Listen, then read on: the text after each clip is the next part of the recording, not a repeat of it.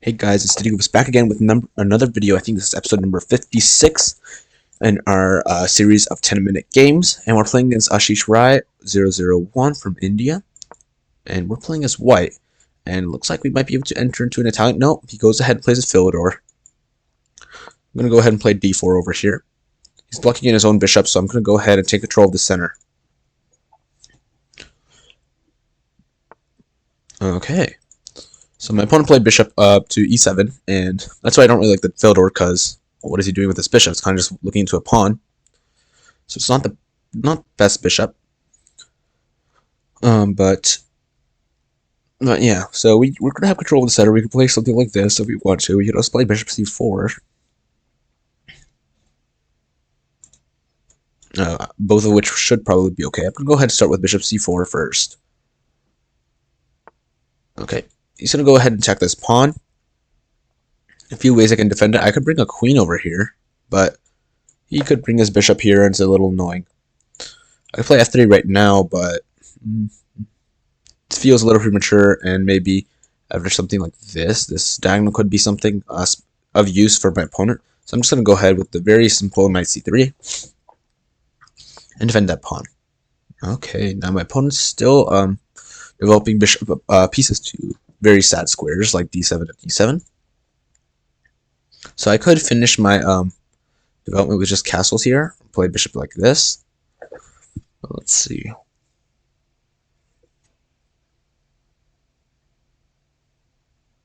If we play bishop here, he does have this knight move, which would be able to kick away my bishop.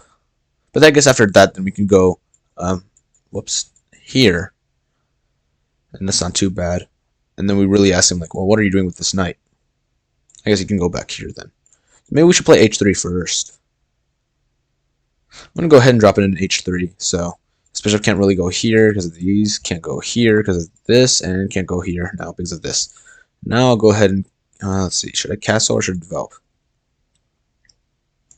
I think it's important to castle first because our opponent's also castled, so just in case he tries to open things up, we should be castled as well. Okay, now my opponent's also finished his development. Over here, we could just play bishop e3 to kind of take back here. And if he ever plays something like c5 to kick away my piece, he's going to have a weakness on this square, on d6, because it's going to be a backwards pawn. So that would be great if my opponent plays that. I guess another thing is that, well, he's threatening to go to like a5 and then attack my bishop. So maybe I should play a3 as well here, just so like I can bring my bishop back. If we go ahead with a4, we could give him this square, and we don't really have a way to kick him out just yet. So maybe we want to just put an a4, and then we can put our queen here. Maybe after like an f5 as well. So I'm going to go ahead and just play a3. We have space for our bishop to come back if necessary. Okay, he's going to take that piece. I'll just take back. No worries. And if you ever play something like c5, we should be really happy. Okay, so he brought this bishop onto this diagonal, which is a good-looking diagonal, I cannot lie. It's looking down to my king. So good for him. But it's kind of time to make some sort of a plan. How do we exactly do this? What's the imbalance here? Imbalance is, I guess, just this semi-open file, and that's the only thing I see just for now. I don't really see the point of playing something like f4. So I'm thinking, like, how do we continue like an attack? Maybe we go through here and then to this move. So maybe there's some sort of attack on this side of the board.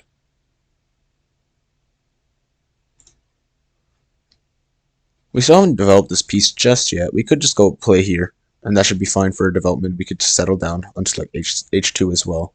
So yeah, I'm going to go ahead with this.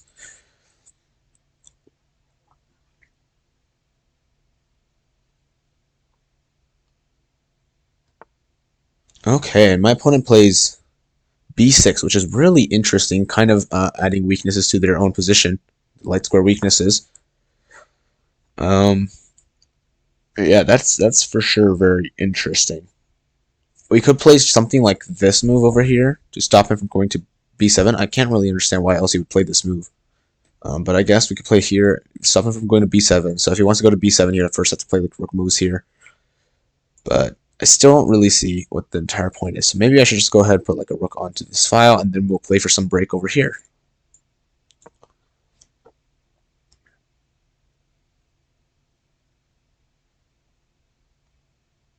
So if he does use this tempo, okay, he's going to go from that side. Get very interesting. He does now let us play a move like this, which will attack his bishop, trying to win us the bishop pair, but he could go back, go here. But if we take, he takes back, we take this pawn, so that would be good for us. And I guess he could go here, but we just have like g3 and it would kick him away. So I'm going to go ahead and play this move. I think it's a good move for us.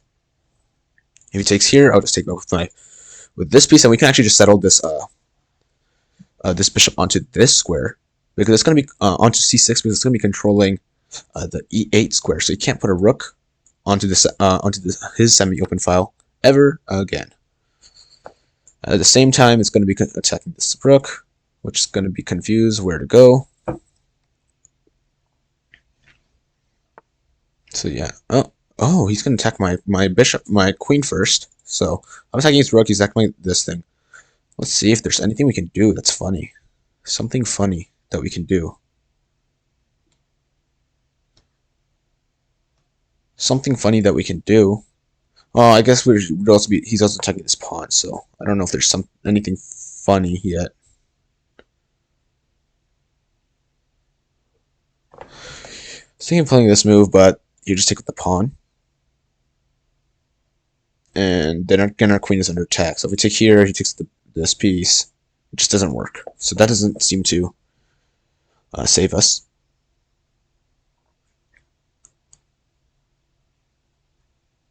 I guess something that we could very simply do is just queen e3, and then he's going to move his rook over. Let's say here. And then we play e5 here, but then he can pin us like this. So maybe we play some move like this. He moves his rook over. Then can we play e3? If he takes with the bishop. No, I don't really see it. Don't exactly see it, but I think maybe it's a good idea to put this piece over here, and then we can play something like this as well. Just kind of making sure that his piece doesn't get onto the square. Another thing would be actually him getting onto this square, which could also be pretty scary. Maybe this is the best move then. I'm going to go ahead and just play this move then. I don't want him to claim like come in here with any tempo, but he's still going to push me. Keep on pushing me, which is so annoying. Go ahead and put this piece over here. No worries.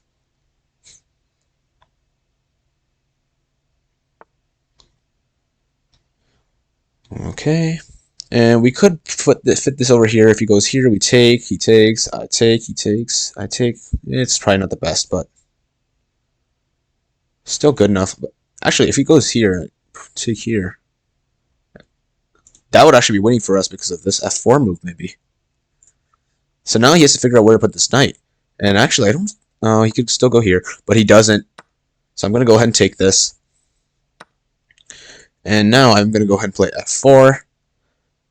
And if he takes here, we're just going to take here. If he goes back, I'll go ahead and push e5. Because he can't take this. This his queen will be hanging. So I think actually we caught our opponent in a bit of a tactic.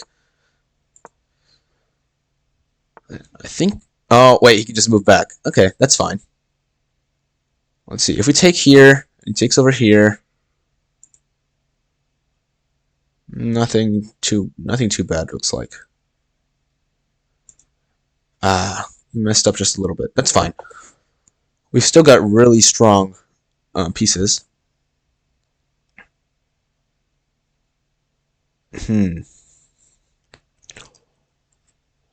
How do we go about this? I guess something we could do is just push here as well. And then try to open this up, but if we get a pawn here, he takes, I take, he's going to take over here. Might not be the best. But I guess I have a queen over here, and it's really strong. Threatening to win this piece. And then we might be able to reroute a nice piece over here, too. So I'm going to go ahead and try it out. Let's go for the attack.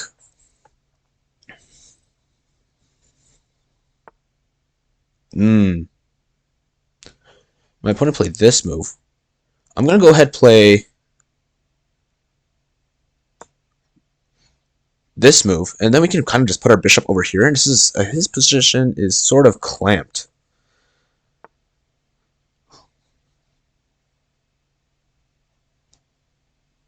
Actually, I don't really need to do that just yet. Maybe it's time to rotate my pieces. So like this and here. Let's try it. If he plays this, I take, he takes.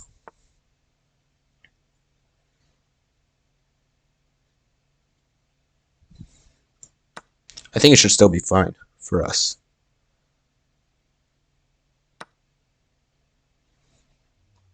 I have this move as well.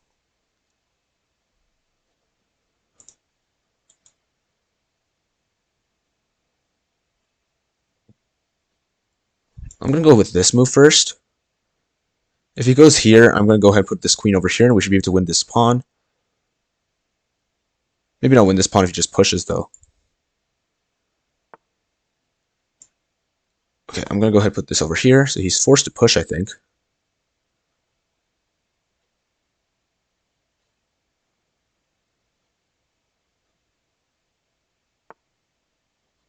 Yep. And actually now he might be threatening to trap this queen. But no, but then we have this move. So that still works. I'm going to go ahead and play this. So maybe we have some sacrifice ideas like this. Oh, I'm going to go play this first, just so his pieces are not entering back into the game.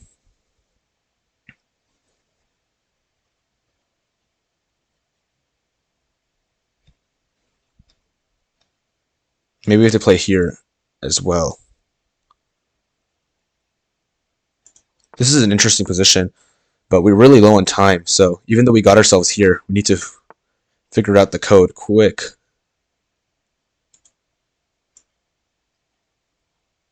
Let's go ahead and take.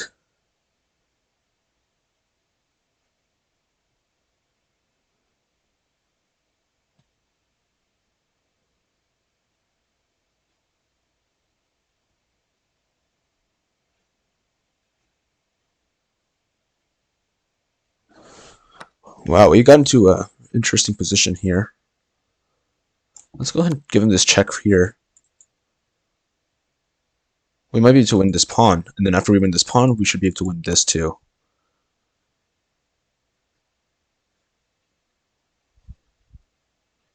But yeah, we're in a really interesting position. Let's go take here. We're threatening a lot of things. I guess he has this move. Able to hold it for now. I'm going to go ahead and take, because I think we actually do promote.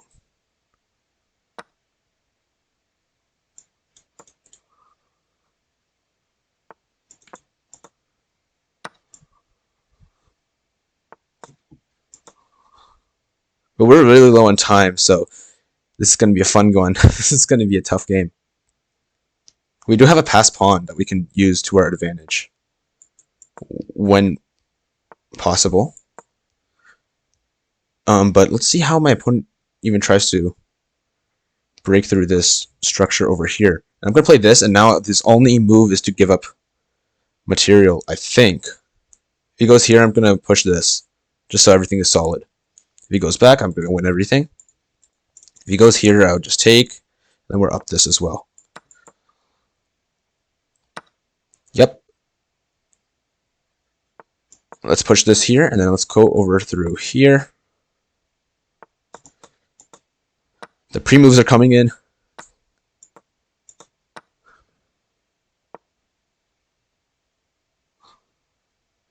Let's go. We have 25 seconds. And I think we have a queen right here. So that's pretty cool. Now we just got to get a checkmate in. Go ahead, play over here. And I know how to checkmate with my queen, so I should be able to do this over here. Oh, no, but he's kind of running around. So I'm going to make sure I move this pawn out of the way so my pieces can still coordinate.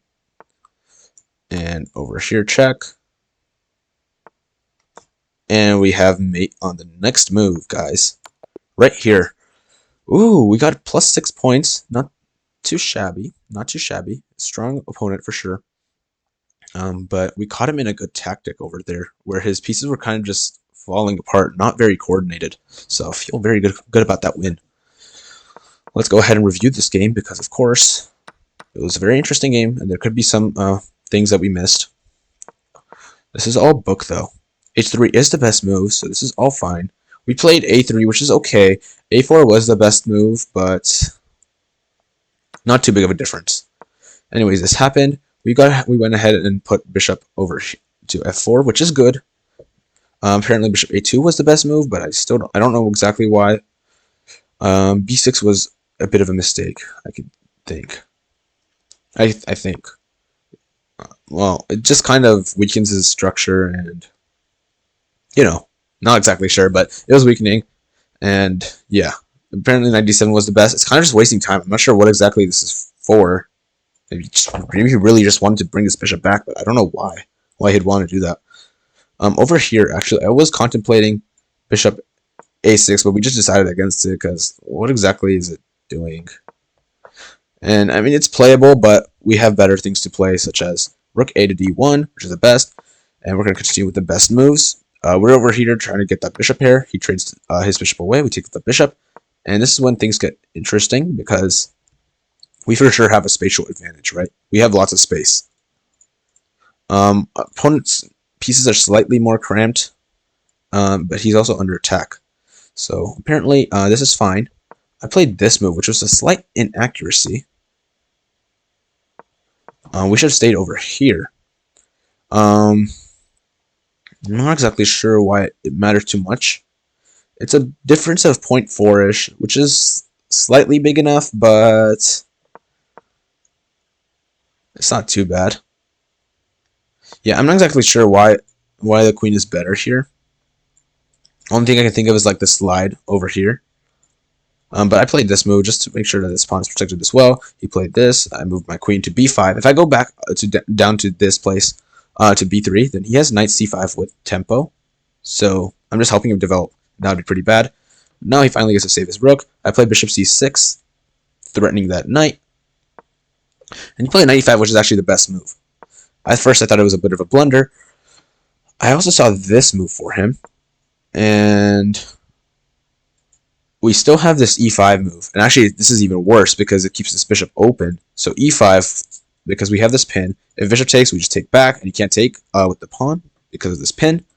If he goes back, we can just take here. And if he takes here, we take here, here. And he has slightly weaker structure. Apparently, it's a really big difference, though. +2 almost. Rook f to e1 is a move that's being suggested. I guess just to make sure that they're not getting through. But yeah, other moves are like g3, c3. c3 is something that I would like to play instead. I want to continue playing on the queen side because we've made his pawn split up, so I feel like it's easier to make some sort of advantage appear from the queen side. But of course, the engine is the engine and finds amazing moves. So like I might have played something like b4 over here, which is still okay. Idea being that I want to get his knight out of the way so that we can play something like queen to d5 and then win this pawn just nice and easy. Apparently, yeah, he takes back. I take over here, and you can play queen c7, which is the best move. What? I can just take this. And if b takes d5, oh, now here we go. Now it's a bit of like a perpetual, or else I lose my piece. Wait, no, I still don't see it. I guess I try to keep holding on. Oh, he has rook b4, and that's how I'm going to lose this piece. If I try to protect it, continue protecting it, he's going to go here, but he has rook b6. And when I back up, then he's going to take this, and actually, he is winning. He's just up a pawn, so that wouldn't work, which is really interesting. That's what the engine sees, I guess. But anyways, he point over here, so I took. because of f4, we're just going to keep pushing down the board. And once he gets to e7, again, he moved this bishop to e7, and then went to like f6, and then it went to e5, and then it went back to f6, and then it went to e7 again. That's a whole lot of nothing that this bishop is doing. It's just moving one square at a time like a pawn, like a checker piece. It's really useless. So our bishop, on the other hand, is on c6. No way for opponent to push this off because he doesn't have a light square bishop. He doesn't have a knight. This bishop is going to be there forever. It's going to make sure that nothing is coming onto e8. It's just amazing. But I played f5. Apparently king h2 was also... It was actually the best move. f5 also works. And he plays f6. Making even more light square weaknesses. Look at all these light square weaknesses. These are all like really weak squares. I just painted like a full checkerboard because his position is just so bad with light squares. He's putting all his pawns on dark squares. So this bishop is inside these pawns. It's doing nothing. I went ahead and played e6 because all of a sudden he just has nothing. This queen is not moving anywhere. It can't go here. This rook can't go anywhere either. This rook is also just kind of in jail. Can't go anywhere either. It can go here, or it can go here, but what's the point? This queen can also go here, but what's the point? So he's just in jail. He doesn't really have anything to do, which is why king h8 is the best move. Just do nothing, because I guess that's the best way. He's kind of like in a zugzwang kind of thing. Anyways, I played rook f4, trying to bring something to the attack. Apparently, rook d4 was also just as... Oh, yeah, rook d4 was just as good. Rook f4 is now the best move according to the engine. Played here. And apparently, I shouldn't have taken. That's a big mistake. Rook f to d4 was the best move. And I guess we're going to take advantage of, like, this pawn? Not sure. Rook f to d4, g8, moving over slightly. I'm not sure. It feels like we kind of just gave up our slight advantage, but we still have this e6 protected pass pawn. So I'm sure we'll be able to find some way to keep going. I played this move because opening his king up. h4 was a better move than what I played because we're threatening this move, and then of course if we play this, then all of a sudden everything's going to fall apart. h4, f5 is the best move apparently. King g7 is also up there. If we play this move, try to open stuff up if he takes. Of course I'm going to take the queen, and we're just threatening checkmate in like 2. But I would expect something like this. But again, queen f5, and then all of a sudden there's too many dark square weaknesses, which is really interesting. Queen f5, giving up a full rook. And doesn't matter because I have just so many attacking ideas. h6 is also there. h6, if he takes, I'm just going to move this king over to f2, bring this rook in through this file, and we just have everything going on. This bishop's going to make sure nothing comes in to protect this king. His bishop is actually better for me than for him because it's stopping another way. It's just a tall pawn. It's literally just a pawn. So his position is just too cramped. So that's interesting. But I played rook g4, which is still okay. And then he played this, and I bring my queen over here. Apparently f5 was better.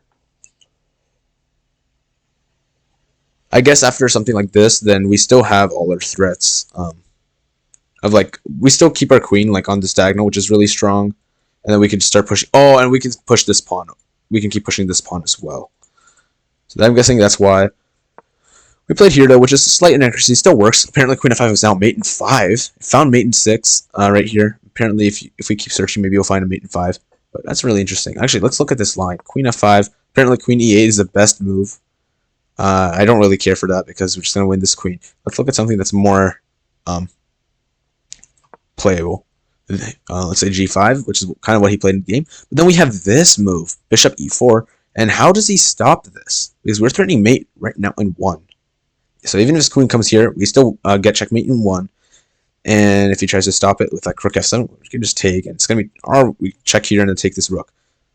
So everything he does now is kind of just losing. If he goes here, we have check over here, pushes king back, and then we have mate on f7. So that is really interesting. I missed that, but we played h5. He pushes the pawn. And then I played this move. Apparently h4 is good enough. Yeah, h4 still works as well. If you do h4 and he pushes this, we still take here. We take here because he takes this. We still have. Oh, we have queen h6 first, like this, maybe, or actually, he goes back, and then we just have g6, and we really no way to stop mate. Interesting. That's a brilliant move, by the way. But we played rook f1, which is slightly slower. I thought that I was going to play through this f7 square, so if I could take here. So let's say, yeah, if he played some random move, and if I take over here, apparently that's not good enough. That's not good enough. Okay, I played rook f1. He played d5. Oh, I played bishop d7, which is a miss. And all of a sudden, my stuff actually starts to float away, which is really sad. I needed to play through here. Wow, see, there's so many rook sacrifices in attacking chess. So we should have played something like this as well. This works because, again, we're threatening checkmate. If he goes over, if he brings his rook over here, it's just still checkmate and 1 through f7. If he takes, though, we have queen g4 check, and then we're going to bring this rook up here. So that's the idea. I missed that. I played this move, which I thought was just like, oh no, I just need to make sure that everything's still locked up. He played c5, I guess, to kind of free up his pieces, but he did have this move, f7. Or f5. He has this move because if now we try the same thing and he takes, this doesn't work anymore because he'll just take back. So his king is actually sort of safe. All these squares are controlled. So rook is controlling this, king is controlling all of this, bishop is controlling this stuff, and his pawn, of course, is controlling this. Other rook is controlling this. Pawn is also controlling the square. So there's actually no way for me to make progress. Interesting. So fortunate, but we played h4 here. Apparently, rook f5 was best, and maybe there are some rook sacks. Rook h4 still works though. I played this first, and then I took, then he took, and then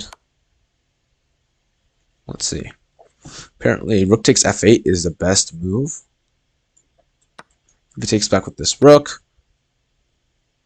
we check here, takes, check. We're down material, but after king h7, we have this check, king g8, and then we push this pawn, threatening to promote, and that should be game over. Our cleanup was not as clean. We did this, and then we took this piece, and then I ended up kind of just throwing a piece away. It still works because we're just so ahead, and I saw that this is, of course, still winning.